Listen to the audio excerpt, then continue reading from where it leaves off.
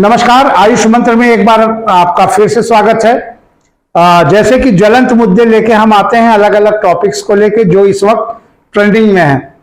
Diabetic reversal जो हमारा चल रहा है और बहुत बढ़िया चल रहा है, तमाम लोग उसका लाभ भी उठा रहे हैं। इसी के क्रम में एक बड़ा टॉपिक है। अभी रिसेंटली आपने सुना होगा कि उत्तर प्रदेश के पूर्व डीजीपी शर्मा जी अवसाद के कारण फांसी लगा के आत्महत्या कर ली।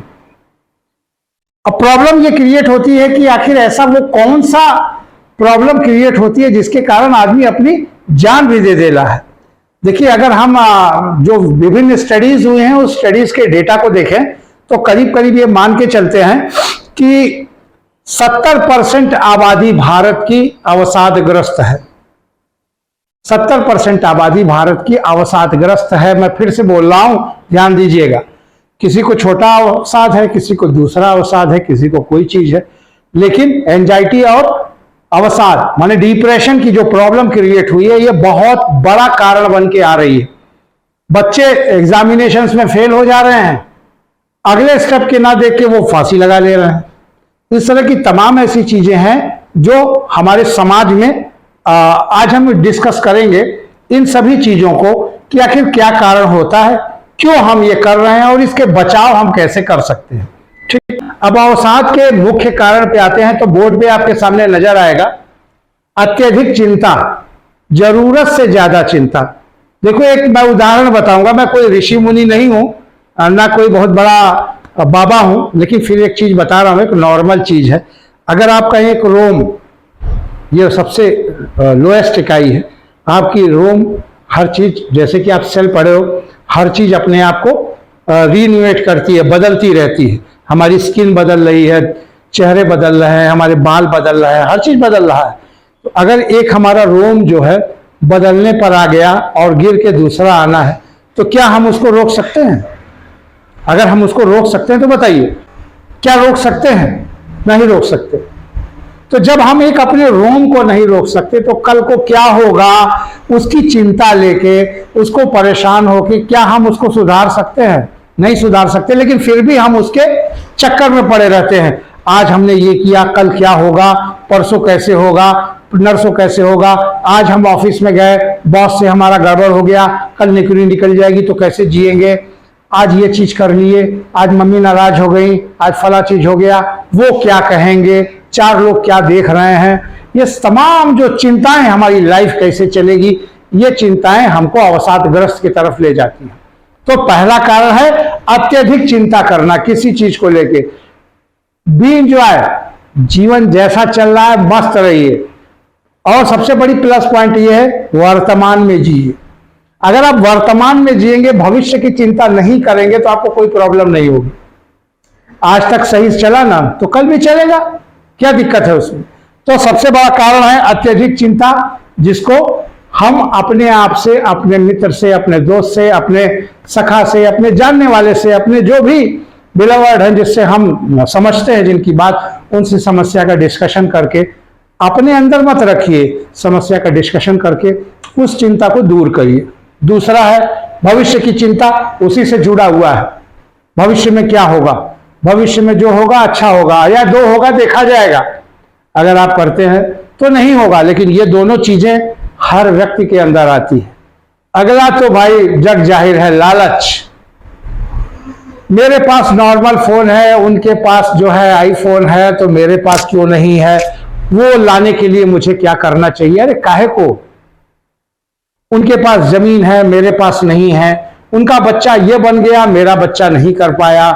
उनका बच्चे की शादी हो गई, मेरे बच्चे की शादी नहीं हुई। उनका बच्चा इंजीनियर बन गया, मेरा बच्चा नहीं बन पाया। ये जो लालच है ना, ये भी कहीं ना कहीं डिप्रेशन का कारण बनती है। तो तीसरा कारण है लालच और चौथा कारण है मोह। मोह तो भाई मैं नहीं कह सकता, इस पृथ्वी का जो एक वलय है ये मोह से बंधा हुआ है। मोह किसी चीज का भी हो सकता है, संतान का मोह हो सकता है, दोस्त का मोह हो सकता है, पैसे का मोह हो सकता है, शिक्षा का मोह हो सकता है, बहुत मोह है। लेकिन इस मोह को भी थोड़ा सा अगर आप एक लिमिट बांध के रखेंगे तो शायद आप अवसाद से बच सकते हैं। और अगला है धन। ये धन जो है, आप आज के 2 दिन पहले जो धन आप पिछले महीने वेतन में पाए थे, क्या वो धन आपके पास है? क्या आप बता सकते हैं कि वो धन कहाँ है? ना आप बता पाएंगे, ना आपके पास है, तो फिर उसके प्रति मोह क्यों कर रहे हैं? आज आया है, कल भी आएगा। तो ये एक पहिया है, पहिया का चक्र है, चलता रहता है, आता रहता है और जाता रहता है। तो धन का लालच, फिर आ गए प्रेम, जो सबसे तीक्ष्ण है आजकल, जो सबसे ज्यादा प्रॉब्लम क्रिएट हो रही है, वो इसी से हो रही है। जो हमारा 70% का डेटा है, इस 70% के डेटा में मान के चलिए 50% का डेटा प्रेम है, जिसके कारण ये सारा प्रॉब्लम यानी अवसाद ग्रस्त आदमी हो रहा है। अब क्यों होता है, कैसे होता है, हम जानते हैं अगले स्लाइड। यदि इसकी मनोवैज्ञानिक स्थिति से हम देखें तो अवसाद या डिप्रेशन का तात्पर्य मनोविज्ञान के क्षेत्र में मनोभाव संबंधी दुखों से होता है। मनोभाव संबंधी जो दुख होते हैं, जो भावनात्मक दुख होते हैं, उसी से हम अवसाद में धीरे धीरे जाते हैं। इसे रोग या सिंड्रोम की संज्ञा दी जाती है। मनोविज्ञान में इसे एक सिंड्रोम की संख्या दी जाती है। सिंड्रोम की संज्ञा इसलिए दी जा सकती है क्योंकि एक विचारिक भावनाएं हैं, एक कार्किक भावनाएं हैं। ये मटेरियल कुछ नहीं है, लेकिन एक तरीके का वलय है। ठीक, अधिकतर यह अवस्था व्यक्ति के प्रेम संबंधों को लेकर गंभीर होती है। अधिकतर यह अवस्था व्यक्ति के प्रेम संबंधों को लेकर गंभीर होती है, क्योंकि प्रेम में आत्मा, स्थूल शरीर और सूक्ष्म शरीर सभी जुड़े होते हैं। जैसे कि आप जानते हैं, हमारा जो शरीर है ये 2 प्रकार का है। एक तो स्थूल शरीर जो हम देख रहे हैं, जिसको लेके हम चलते हैं फिरते हैं, जिसका हम फोटो खींचते हैं, सेल्फी खींचते हैं, ये हमारा स्थूल शरीर है। एक हमारा सूक्ष्म शरीर है। तो अगर आप अध्यात्म में जाएंगे, अभी जाना नहीं चाहिए, अभी क्लासेस तो मनोविज्ञान का और इसका चल रहा है, मैटर जो है अवसाद का है, लेकिन फिर भी बता दूं कि यदि आप आध्यात्मिक क्षेत्र में जाएंगे तो आप ज्यादा जब पढ़ेंगे तो आपको समझ में आएगा कि रोग सूक्ष्म शरीर को होता है और उसका प्रतिभाव जो होता है वो स्थूल शरीर में नजर आता है। तो कभी कभी आपने देखा होगा मंत्र चिकित्सा, तमाम इस तरह की चिकित्साओं को पढ़ रहे होंगे आप, तो मंत्र चिकित्सा भी होती है। मंत्र चिकित्सा स्थूल शरीर को ना होकर सूक्ष्म शरीर पर होती है। तो जो सूक्ष्म शरीर पर अंश होता है, आप कभी कभी सोचते होंगे तमाम गायत्री मंत्र है, ये मंत्र है, वो मंत्र है। हम मंत्र पढ़ते हैं, पहले के जमाने में मंत्र पढ़ते देवी प्रकट हो जाती थी, आज ऐसा क्यों नहीं हो रहा है? वजह यह है कि आप जो मंत्र चिकित्सा कर रहे हैं वो आप स्थूल शरीर के लिए नहीं कर रहे हैं, जबकि आप देखने की कोशिश कर रहे हैं स्थूल शरीर में, वो आपके सूक्ष्म शरीर में है। तो प्रेम का वो मनोभाव होता है, व्यक्ति जो है आत्मा भी उसमें जुड़ी होती है, आत्मा जुड़ी होती है, शरीर जुड़ा होता है, सूक्ष्म और स्थूल दोनों शरीर जुड़ा होता है। तो वहां मनोभावनाएं बहुत जटिल हो जाती हैं और उसको कॉम्प्लिकेशन जो है संभालना भी बड़ा मुश्किल खेल होता है। किसी के व्यक्ति में के जीवन में अपने जीवन साथी के प्रति बहुत बड़ा लगाव होता है। जीवन साथी, चाहे वो आप उससे शादी करके जीवन साथी बना लिए हों या आप उससे प्रेम कर रहे हों और उम्मीद करते हो कि वो आपका जीवन साथी बनेगा, वो किसी कारण से नहीं बन पाया या कोई दिक्कत हो गई या घरेलू कोई प्रॉब्लम हो गई या सामाजिक कोई दिक्कत हो गई, तो व्यक्ति अवसाद की स्थिति में चला जाता है और उससे ऐसे अवसाद को वापस लाना बहुत कठिन होता है, क्योंकि आत्महत्या को प्रेरित करने वाले हार्मोन्स जो हैं ऐसे अवस्था में बहुत ज्यादा रिलीज होते हैं, जिसके कारण अभी हम आगे बताएंगे कि इसको इस हार्मोन से क्या क्या आपको प्रॉफिट होती है और कैसे आप उसको इंक्रीज कर सकते हो। लेकिन अवसाद का मुख्य कारण, ये जो कारण मैंने बताया है वही है। डिप्रेशन से शरीर पर क्या प्रभाव पड़ता है? देखिए, डिप्रेशन से शरीर पर बहुत प्रभाव पड़ता है। सबसे ज्यादा प्रभाव पड़ता है उम्र से अधिक नजर आना। अगर आपकी उम्र 30 है तो अगर आप डिप्रेशन में 2 साल 3 साल भी चले तो करीब करीब 10 साल अधिक नजर आएंगे। आपकी शक्ल का एज फैक्टर्स 10 इयर्स ज्यादा दिखाई देगा। आपने सुना होगा एक स्टोरी शायद कि अपने पत्नी के मरने के बाद अकबर जो है एक कमरे में बंद हो गया। तो जब वो कमरे से बाहर निकला तो एकदम बुढ़ा था, 1-1.5 महीने तक वो कमरे में ही था। तो उसके बाद जब निकला तो वो बहुत बुढ़ा नजर आ रहा था। ये स्टोरी सही है कहीं ना कहीं से, क्योंकि ये प्रमाणिक होता है। यदि आप इस तरह के डिप्रेशन में है तो सबसे बड़ी समस्या आपकी एज बाउंडेड होती है, आपकी आंखें कमजोर हो जाती है, पेट में ऐंठन हो जाता है, सूजन होती है, मितली हो सकती है, सिर दर्द बहुत भयंकर हो सकता है, शरीर में दर्द हो सकता है, आहत के कारण आपकी जान भी जा सकती है, हार्ट अटैक भी हो सकता है आपको, क्योंकि शरीर में तमाम तरीके का रासायनिक परिवर्तन हो रहा है और ये परिवर्तन ऐसा है कि जिसको आप रोक नहीं सकते। तमाम ऐसे रासायनिक परिवर्तन, देखिए शरीर हमारा जो ब्रेन है ना, सेंट्रल नर्वस सिस्टम हमेशा व्यक्ति विशेष परिस्थिति और आपकी इर्द गिर्द के माहौल के रिलेटेड ही काम करता है, क्योंकि जरूरी है, अगर गर्मी हो रही है तो पसीना होगा और ठंडक लग रही है तो कपकपी आएगी, है ना। ठंडक तो बाहर लगती है, आपके शरीर क्यों कांपता है? गर्मी तो एटमॉस्फेयर में है, आपका शरीर क्यों पसीना दे रहा है? तो देखिए एटमॉस्फेयर का असर आपके बॉडी पे पड़ता है और एटमॉस्फेयर का असर आपके ब्रेन पे भी पड़ता है, आपके सोचने की स्थिति पे भी पड़ता है, आपको समझने की स्थिति पे भी पड़ता है। अगर आपको कहा जाता है ना कि बहुत विद्वानों के बीच में रहेंगे तो कहीं ना कहीं से आप भी विद्वान होंगे, और मूर्खों के बीच में रहेंगे तो कहीं ना कहीं आप भी मूर्ख कहलाएंगे, है ना, कहावत है, जानते होंगे आप लोग। तो उसी तरीके से जो एटमॉस्फेयर होता है, वो एक वलय जो बन जाता है, वो जो एक सिंड्रोम बन जाता है, वो सिंड्रोम आपको कहीं ना कहीं ऐसा दिमाग में ऐसी मनोभावना लाता है, ऐसे हार्मोन रिलीज होते हैं जिसके कारण आप आत्महत्या करने के लिए, अपने आप को खत्म करने के लिए एक जो है एक सिंड्रोम आपके अंदर आ जाता है और आप वो करने की कोशिश करते हैं। बहुत लोग इसमें कर भी लेते हैं, मैक्सिमम बहुत संख्याएं ऐसी हैं जो अगर उनका कोई दोस्त यार, घर वाला या कोई ऐसा व्यक्ति जो उसको समझा बुझा के उस सिंड्रोम से बाहर ना निकाले तो ये चीज हो सकता है और होता है। आज जितनी भी मौतें हो रही हैं उन सभी का कारण यही है कि उनको समस्याओं को समझाने वाला, उनकी समस्याओं को समझने वाला शायद कोई नहीं है। यदि समस्याओं को समझने वाला कोई हो, समझाने वाला कोई हो, बताने वाला कोई हो तो शायद इन मृत्युओं को रोका जा सकता है। ठीक, आगे बढ़ते हैं। अवसाद के लिए 4 हार्मोन जो है डिपेंड होते हैं, यही इन्हीं के कारण, इन्हीं के घटने से अवसाद होता है। पहला है डोपामाइन, दूसरा है एंडोर्फिन और सेरोटोनिन और ऑक्सीटोसिन। ये 4 हार्मोन ऐसे हैं जिनके कारण हम खुश भी होते हैं और दुखी भी होते हैं। इन चारों का केमिकल जब एक साथ मिलता है, जब एक साथ हमारे रिलीज होते हैं तो हम उस वक्त बहुत अत्यधिक आनंद में होते हैं, बड़े खुश होते हैं और हर चीज हमें अच्छी लगती है। और अगर इसी का स्तर घटने लगे तो हम अवसादग्रस्त होते हैं। समझ में आ गया? डोपामाइन है, एंडोर्फिन है, सेरोटोनिन है और ऑक्सीटोसिन है। ठीक, ये चारों के बारे में हम आगे पढ़ते हैं। अब अवसाद के कारण पर आ जाते हैं। शरीर में ऐसे रसायन होते हैं जो आपके मूड को नियंत्रित करते हैं। शरीर में ऐसे रसायन होते हैं जो आपको मूड को नियंत्रित करने में मदद करते हैं।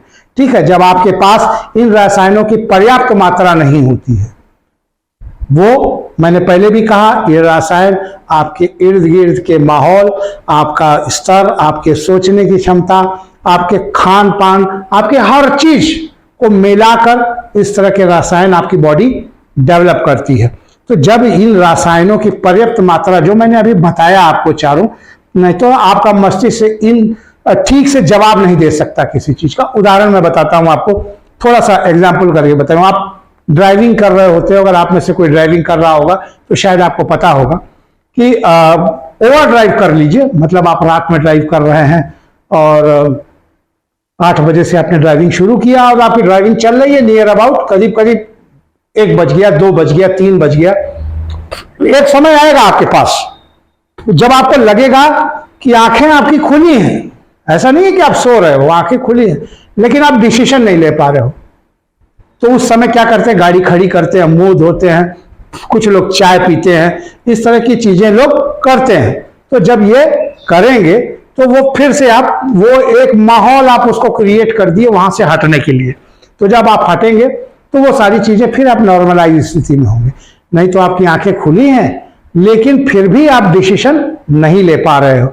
तो ये रसायन जब आपके दिमाग में कम बनता है या उसका इम्बैलेंस होता है तो इस तरह से स्थिति होती है, आप उदास हो जाते हो। देखिए, इसको बनाया भी जा सकता है, ऐसा नहीं, इसको आप बना सकते हो, कर सकते हो। एक कलाकार जो होता है, जो कलाकार होता है, फिल्म के हीरो हैं, हीरोइन है, देखिए जब ये कला की स्थिति में आते हैं तो ये जब उनका भाव ऐसा होता है, जब कोई मर गया हो या इस तरह की चीजें हैं जो दुख प्रदान कर रही हैं, तो इनको रोना होता है, जबकि इनके साथ तो ऐसी घटना घटी नहीं है। लेकिन वो अपने इर्द गिर्द वो माहौल बनाते हैं और वो अपने दिमाग को कृत्रिम रूप से ये आभास करा देते हैं कि ये चीज हो रही है, मरा हुआ व्यक्ति हमारा है, और उनकी आंखों से आंसू निकलने लगता है।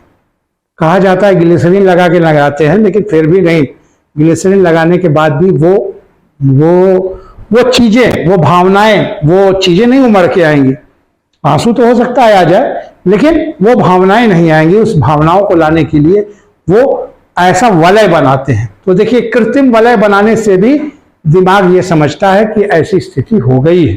तो आप ये प्रमाणित कर सकते हैं कि जो आपका आसपास का वलय है, वो वलय ही जिम्मेदार है आपके इस रासायनिक परिवर्तन के लिए।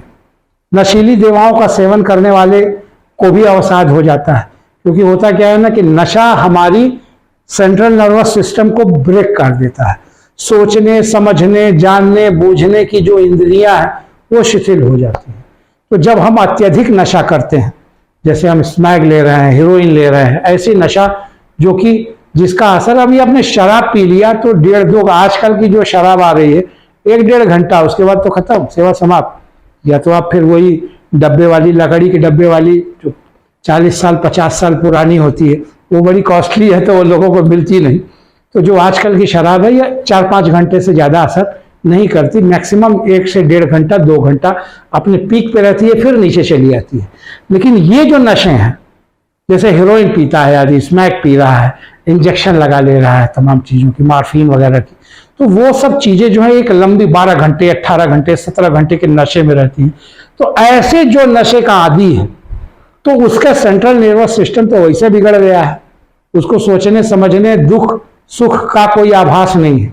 तो ऐसे लोग भी अवसाद में बहुत जल्दी आ जाते हैं, क्योंकि धीरे धीरे उनकी बॉडी का जो अवयव है, जो हमारे ऑर्गन्स हैं, वो साथ देना छोड़ देते हैं। तो आना स्वाभाविक है। एक आदमी और अवसाद में आता है जो रोगग्रस्त होता है, जैसे किसी को कैंसर हो गया या कोई ऐसी लाइलाज बीमारी हो गई, एड्स हो गया, तो वो इनडायरेक्ट अवसाद में आ जाता है। वजह ये है भय, मर जाएंगे, पहला कारण आ गया ना, भय। अत्यधिक चिंता कि मैं मरूंगा तो मेरे बच्चों का क्या होगा, मेरे परिवार का क्या होगा, इनका क्या होगा, मेरे बिजनेस का क्या होगा। तो ये जो अत्यधिक चिंता, फिर भी वहां पे भी आ गए, तो वो जो 4 पॉइंट हमने शुरू में बताए थे, उन्हीं पॉइंट पे कहीं ना कहीं जाके आप फिट बैठ जाएंगे अवसाद के लिए। आगे बढ़ते हैं। अब आ जाइए अवसाद के लक्षण पर। लक्षण क्या हो सकते हैं? इन चीजों में कोई भी दिलपसी, किसी चीजों में दिलचस्पी ना लेना। तमाम ऐसे लोग आपको देखने वाले मिल जाएंगे कि कोई मजाक वाली चीज भी चल रही तो भी वो सीरियस, कोई चुटकुला सुनाया गया तो भी उसका रिस्पॉन्ड नहीं कर रहे। तो दिलचस्पी नहीं लेना, जिनका आप आनंद ले सकते हैं, वो अगला उसको दिलचस्पी ही नहीं ले रहा है, तो कहीं ना कहीं से वो अवसाद में है। उदास या सुस्त सुन्न रहना, वो उदास है, पता ही नहीं किस दुनिया में है, इस दुनिया में कि उस दुनिया में है। आप बैठा यहाँ है आपके सामने, लेकिन वो यहाँ है ही नहीं। अगले आ जाइए, ऐसे पुरुष बहुत मिलते हैं। आसानी से या बिना किसी कारण के रोना। कई ऐसे लोग होते हैं जो कि, कुछ ऐसे लोग होते हैं जो बहुत ज्यादा रोते हैं, मैटर कुछ नहीं फिर भी रोने लगे, थोड़ा सा कुछ डांट दिया तो भी रोने लगे। या कुछ ऐसे लोग हैं जिनको कोई मतलब नहीं, आप देखें कोने में जाके रो रहे हैं, क्या बात है, आप 25 बार पूछे क्या बात है, कोई बात ही नहीं बता रहा है, रो रहा है।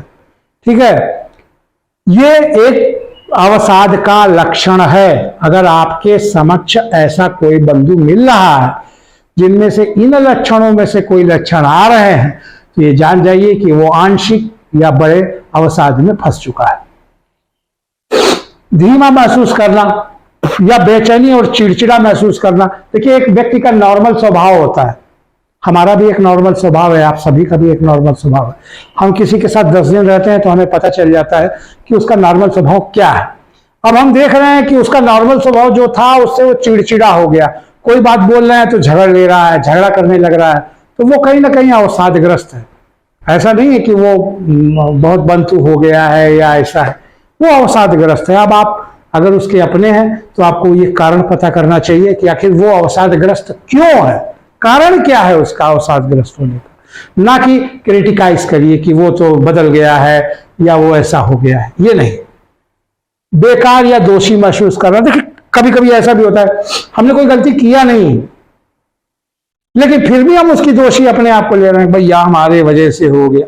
भाई तुम तो डायरेक्ट देखो, कोई ना दुनिया में कोई चीज होता है तो उसका कुछ ना कुछ कारण होता है, बिना कारण से कुछ नहीं होता। लेकिन उसको कारण जबरदस्ती अपने सर पे ले लेना, हमारी माँ की तबीयत खराब हो गई तो हमारे कारण से हो गई, भैया तुम्हारा कौन कारण है उसमें? उनका जीवन शैली ऐसी थी, बिगड़ गई। भैया आज तो आपकी जो तबीयत खराब हो रही है, कोई प्रॉब्लम क्रिएट हुई तो आपकी जीवन शैली से तो हो रही है, आपकी जीवन शैली खराब, उसमें कोई और जिम्मेदार तो है नहीं। फिर जबरदस्ती का जिम्मेदारी अपने सर पे लेना, ये भी अवसाद का लक्षण है। भूख में बदलाव, वजन में अनापेक्षित परिवर्तन, पता चला किसी का वजन सडनली डाउन हो रहा है या सडनली इंक्रीज हो रहा है, दोनों ठीक नहीं है। घटना या बढ़ना, मतलब बढ़ना ये नहीं मैं कह रहा हूं आप खा रहे हो बढ़ रहा है, तो सडनली बढ़ना या सडनली घटना ये भी ठीक नहीं है, इस पे भी ध्यान देने योग्य बात है। चीजों को याद रखने, ध्यान देने, केंद्रित करने और निर्णय लेने में परेशानी, ये देखो आजकल प्रॉब्लम सबको है और इसका सबसे बड़ा जिम्मेदार बताएं क्या है? हमारी लाइफ स्टाइल। और वो लाइफ स्टाइल में क्या है? मोबाइल। क्योंकि हम 80% हमारा जो कंसंट्रेशन है वो मोबाइल पर है। कौन ऐसा व्यक्ति है, कोई बता सकता है, जो हर 20 मिनट बाद किसी का मैसेज तो नहीं ना आया, किसी का कोई कॉल तो नहीं ना, कोई मिस कॉल तो नहीं ना है? तो आपका कंसंट्रेशन किधर है? आपका कंसंट्रेशन है उस मोबाइल की तरफ। तो जब आपका कंसंट्रेशन वहां है तो नॉर्मल कंसंट्रेशन आपका गायब होगा। आपने एक चाबी रख दिया, थोड़ी देर बाद खोज रहा चाबी कहाँ रख दिए, चाबी कहाँ रख दिए, याद ही नहीं आ रहा। आप अगर रिकॉल करने की कोशिश कर रहे हो तो दिमाग रिकॉल नहीं दे रहा है। क्यों?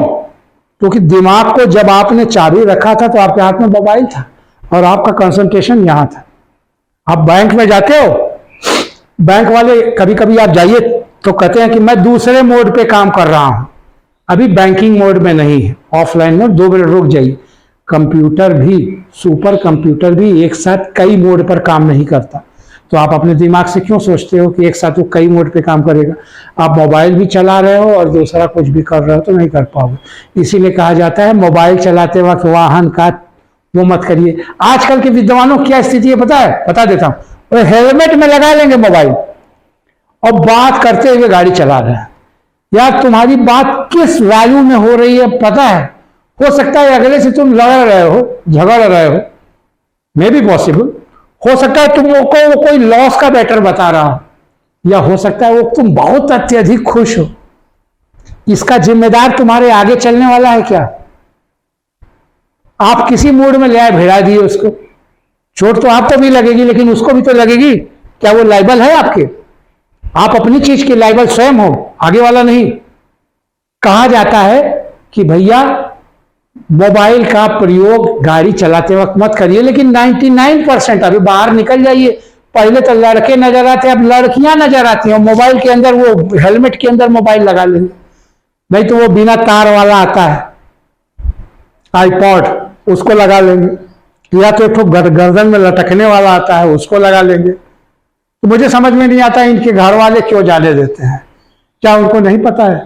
कुछ तो ऐसे विद्वान हैं जो कि उसके जगह गाना सुनते हुए चलाते हैं, पीछे से कोई हारन मार रहा है उनको पता ही नहीं है, कोई जानकारी नहीं, इस दुनिया में नहीं है लेकिन जमीन पे चल रहा है। तो जब आप भौतिक स्तर पर मौजूद नहीं है और जो कार्य आप करेंगे वो भूल जाएगा आपको। यहां तो हम दूसरा मुद्दा कर रहे हैं, तो ये भी प्रॉब्लम हो सकता है। तो ये प्रॉब्लम कई कॉमन चीज है, तो इसको हम डायरेक्टली उसको यूज नहीं कर सकते। सिर दर्द, पीठ दर्द या पाचन संबंधित समस्याएं, देखिए अगर आप अवसाद में रहेंगे तो आपका डाइजेशन खराब हो जाएगा, और जब डाइजेशन खराब होगा तो तमाम तरीके की गैसें और तमाम तरीके की एसिड्स निकलेंगे, जिससे आपका पैर दर्द कर रहा है, मसल स्ट्रेंथ कर गई है, या ऑर्थोपेडिक प्रॉब्लम आ रही है, तो इस तरह की चीजें आ सकती हैं। सोने में समस्या, जाहिर सी बात है, अवसाद है तो नींद ही नहीं आएगी, आइसोमीनिया हो गई, आपको नींद नहीं आ रही है। नींद आपको कब आएगी? अंतिम प्रहर में 3 साढ़े 3 बजे, जब शरीर खुद ब खुद थक चुका होगा और वो कहेगा हे देव मुझे सोने दो, तब चल के शायद नींद आ जाए। कुछ लोगों को तो वो भी नहीं आती, वो फुल्ली आइसोमेनिया के पेशेंट होते हैं, उनको फिर किसी मेडिकल कंसल्टेंट की जरूरत होती है। तो यहाँ अवसाद में नींद ना आना भी एक अहम मुद्दा है। हर समय सोने की इच्छा होती है लेकिन नींद नहीं आती, क्योंकि नींद आती है तो वही जो भावनाएं हैं जो आपके दिमाग से खेल रही हैं, चाहे वो भावनाएं कुछ भी हो, वो भावनाएं सपने बन के, आंख खोले हुए सपने बन के आती हैं और वो आपको सोने नहीं देती। और जब सोओगे नहीं तो हर समय थकान महसूस होना जाहिर सी बात है कि बॉडी को भी आराम करने का टाइम चाहिए। ठीक, मृत्यु या आत्महत्या के बारे में विचार, ये एक बहुत कॉमन फिनोमेना बन गई है। पलायनवादिता, जिसके अंतर्गत हम समस्याओं से पलायन करते हैं। हम इंसान हैं और हमारा ध्येय है समस्या को फेस करना। देखिए एक चीज बताएं, जब समस्या आती है ना तो साथ में समाधान भी आता है। प्रॉब्लम ये होती है कि हमारा ध्येय जो है वो समस्या की तरफ रहता है, हम समाधान की तरफ नहीं जाते। तो इसलिए आत्महत्या जैसे सोचने के कारक आने से पहले इसको हटाइए। अगर आपके आसपास आपके दोस्त मित्र या आपके परिवार में कोई भी व्यक्ति इन लक्षणों से पीड़ित नजर आता है तो उनको बचाइए। आप चाहेंगे तो एक जीवन बचा सकते हैं। आगे आते हैं। अब जो मैंने हार्मोन के बारे में बताया था शुरुआत से, उसी के बारे में बताता हूं। डोपामाइन, इसको हैप्पी हार्मोन भी कहते हैं, हैप्पी हैप्पी बल्ले बल्ले। ठीक, रसायन है ये, स्वाभाविक रूप से मानव शरीर में पाया जाता है। इसे न्यूरोट्रांसमीटर भी कहा जाता है क्योंकि यह शरीर के मस्तिष्क के संकेत भेजता है। यह एक व्यक्ति द्वारा किए जाने संपूर्ण क्रियाकलाप, जो भी आपका क्रियाकलाप हो रही है उस क्रियाकलाप को नियंत्रित करने में मदद करता है बॉडी की। यह हमारे मस्तिष्क के कई कार्य, जैसे मूवमेंट, चलना, जो हम सोचते हैं, स्मृति, रिकॉल कर लेते हैं। ठीक, हम जो किसी चीज के लिए अलर्ट हो जाते हैं, अलर्टेशन है, जैसे सावधान, विश्राम करते हैं तो जो अलर्ट होते हैं तो अलर्टेशन। हमारा मूड जो है, हमारा मूड कभी कभी गाना गाने को करता है, कभी नाचने को करता है। तो जो हमारा मूड है, अच्छा मूड की बात कर रहा हूं, आत्महत्या करने वाला मूड नहीं, तो जो हमारा मूड है वो भी है। जब इसका कम स्तर होगा तो आएगा। ठीक है, मूड को नियंत्रण करता है।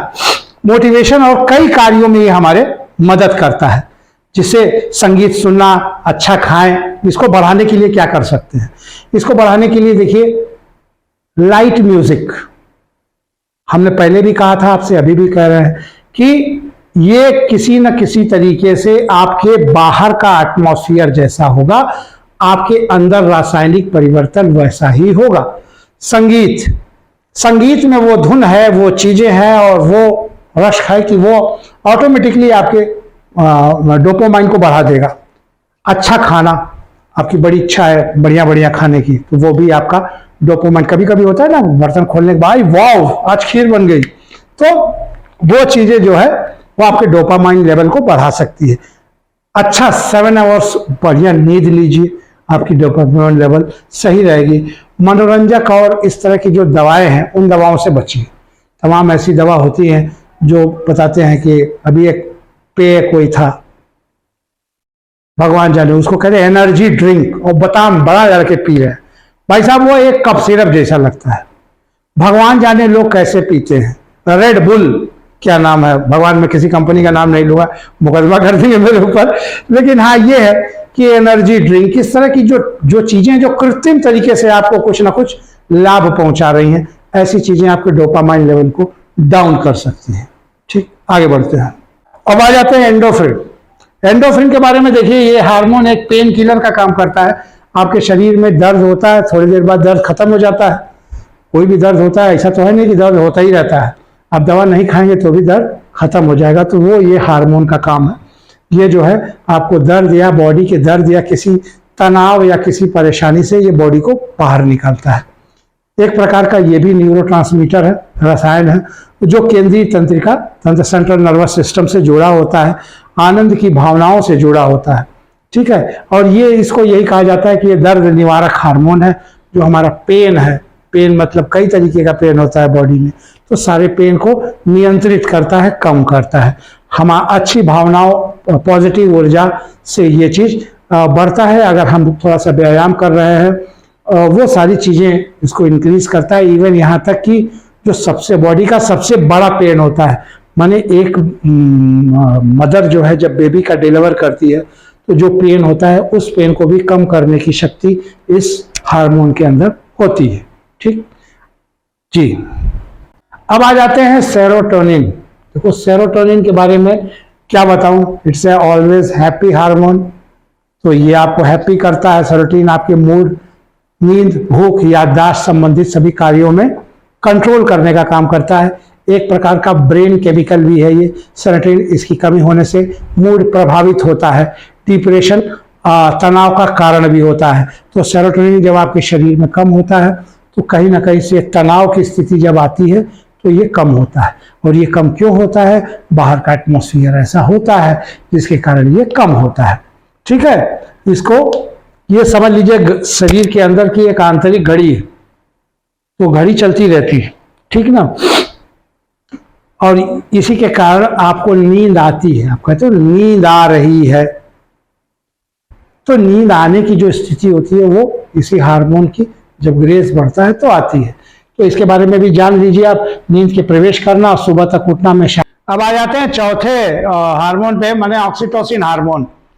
कंडन हार्मोन या बॉन्डिंग हार्मोन भी इसे कहते हैं। बॉन्डिंग माने ये जोड़ के रखता है, जो रिलेशनशिप और इमोशनल अटैचमेंट को बनाने में इस हार्मोन का बहुत योगदान होता है। Indian journal of endocrinology and metabolism में प्रकाशित एक अध्ययन के अनुसार ऑक्सीटोसिन हार्मोन प्रेम और वासना से जुड़ा हुआ होता है। ठीक है, इसमें सबसे बड़ी चीज़ ये होती है कि ये हार्मोन जब इंक्रीज रहता है तो आपके अंदर प्रेम की भावनाएं तमाम आती हैं। प्रेम मतलब एक स्त्री से किया हुआ प्रेम ही नहीं है, प्रेम एक जानवर से भी हो सकता है, प्रेम एक जंतु से भी हो सकता है, एक अनाथ से भी हो सकता है, एक किसी और से भी हो सकता है, ईश्वर से भी हो सकता है।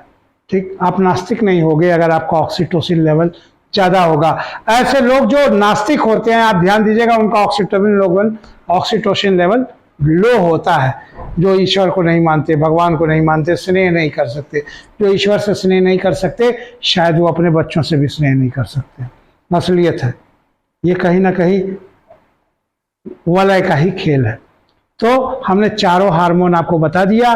चारों हार्मोन के बारे में कैसे आप उसको बढ़ाने की। लेकिन एक चीज़ और बता सकते हैं आपको, ब्रह्मी जो है, हमारे जो ब्रह्मी ड्रग्स है, जो ब्रह्मी का फूल होता है, जो पौधे हैं, ब्रह्मी एक एंडाप्रोडोनिक जड़ी बूटी है। ये ब्रेन के न्यूरो ट्रांसमीटर जैसे सेरोटोनिन, डोपामाइन और गाबा को संशोधित करने का काम करती है।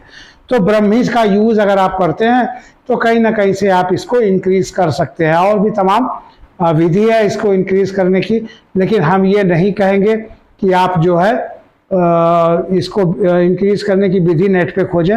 अगर आपको इस तरह की कोई समस्याग्रस्त नज़र आता है तो तत्काल उसको डॉक्टर से संपर्क करें, वो आपको बेटर तरीके का बता सकता है। यदि आयुर्वेदिक डॉक्टर है तो आयुर्वेदिक ड्रग्स के बारे में इसका बहुत एक लंबा रेंज है जिससे वो सही हो सकता है। लेकिन इसका मैक्सिमम जो कारण होता है वो यही है कि आपकी IPC से, इंटरपर्सनल कम्युनिकेशन से इसको सही किया जा सकता है। हमारा ये वीडियो बनाने का उद्देश्य सिर्फ इतना ही था कि अगर हमारे वीडियो से आप तमाम लोग जान पाएँ कि ये जो लक्षण मैंने बताया था, ऐसे लक्षण आपके परिवार में, घर में, द्वार में, आपके समाज में अगर आपके इर्द गिर्द कोई नज़र आता है तो उस पर ध्यान दीजिए। आपके ध्यान देने से शायद एक मौत बच सकती है, एक ज़िंदगी में तब्दील हो सकती है। क्योंकि बहुत अखरता उस आदमी को है जिसका बच्चा, जिसका पति, जिसकी पत्नी या जिसका घर का कोई बंदा इस छोटी सी एक चीज़ को लेके, अवसाद को लेके ये दुनिया छोड़ देता है, क्योंकि उसके साथ ही तमाम लोगों की उम्मीदें जुड़ी होती हैं। अगर आप ऐसे व्यक्ति को समझ सकते हैं, जान सकते हैं, तो शायद उसको मरने से बचा भी सकते हैं।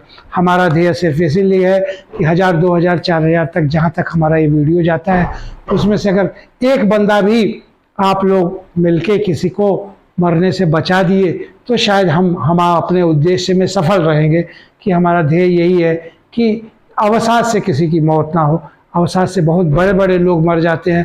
ऐसा नहीं है कि पढ़ा लिखा वर्ग इसमें नहीं, इसमें मैक्सिमम पढ़ा लिखा वर्ग, वो वर्ग जो ये समझता है कि हमारा क्या होगा, हमारी इज्जत चली जाएगी। और इज्जत चली जाएगी एक ऐसी चीज़ है ना, ये मार देती है आपको। इज्जत कहीं नहीं जाती, आपकी इज्जत आपके पास है, वो कभी नहीं जाएगी। देखिए समस्याएं, वलंडर और प्रोग्राम्स और अपवाद और सारी चीज़ें आती हैं और चली जाती हैं। Just like a breaking news, एक दिन आया अगले दिन ओल्ड हो गया। लेकिन अगर एक ज़िंदगी जाती है तो वो माने रखती है, क्योंकि उससे जुड़े हुए तमाम लोग हैं। हमारा ध्येय यही था कि कोई इस तरह की अवसाद में किसी की मौत ना हो।